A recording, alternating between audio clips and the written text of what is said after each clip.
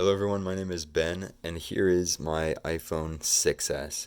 And I got this a few days ago at a work surplus sort of thing. I've used it for a couple of days, and I just wanted to show you what it's like and what I've seen have been the pros and cons of this so far.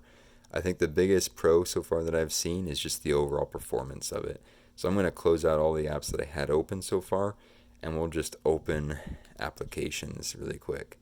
And you can see that things open up. They open up quickly.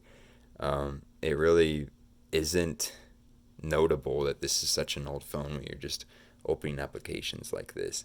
It's pretty incredible. I think the other plus about this phone that I was surprised with was the camera. It's surprisingly solid. Now, here's a picture I just barely took. I just popped my phone out, and it takes a really solid, like, balanced picture.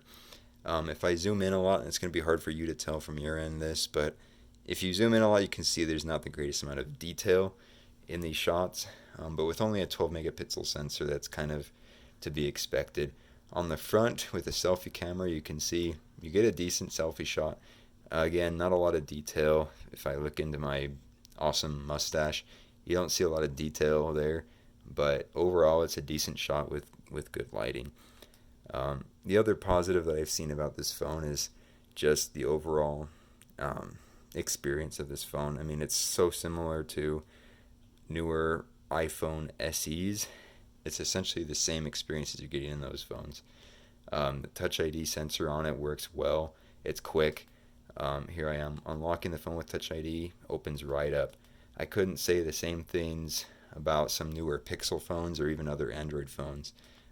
This biometrics on this phone are really fantastic.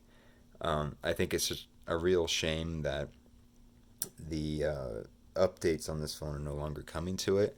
It is permanently stuck on iOS 15, but as we've seen in previous versions of iOS, and iPhones for that matter, oftentimes iPhones will continue to get updated even well after their end of support. So you'll still be getting security updates. You'll still be seeing small changes moving forward that will improve the experience on this iPhone 6S. Outside of those things, I just think this is a solid little phone. Obviously, the battery life is not going to last as good as a different phone, as a newer phone.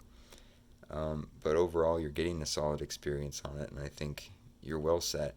I would not seek out this phone, though.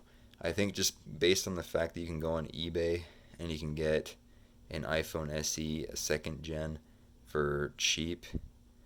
Here, I'll just search it real quick. You can get an iPhone SE second gen for only about $135 from a solid seller on eBay. And that has a 4-year-old newer processor in it, and it's just going to give you a lot better experience than we're going to get on a 6S. So I wouldn't seek out the iPhone 6S, but if you still have one around, it's a good phone for a kid or for somebody who's just doing basic things on it.